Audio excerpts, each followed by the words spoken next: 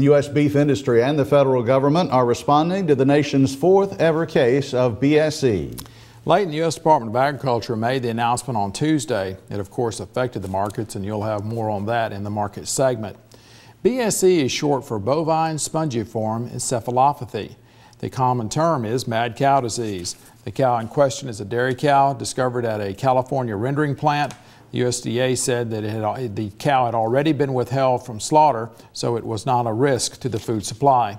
BSE is not transmitted through milk. The cow did test for an atypical form of the disease, not usually associated with eating contaminated feed. The Food and Drug Administration continues to ban feeding cattle byproducts back to cattle, as it has for 15 years.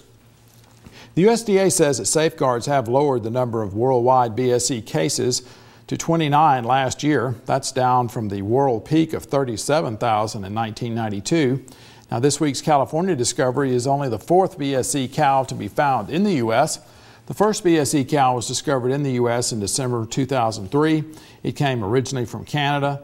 The second was found in Texas in 2005. The third was in Alabama in 2006.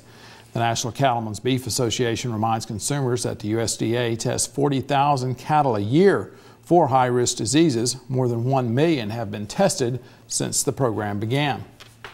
Now, Leighton, it's important to note that the first BSE case in the U.S. in 2003 was a so-called typical case, probably caused by contaminated feed that it had eaten as it grew up in Canada.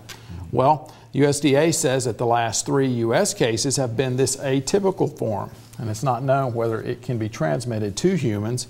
It may be that it's just a random mutation that can occur when you just have a large group of animals. And in humans, of course, we can't always explain why one person will contract the disease while someone else will.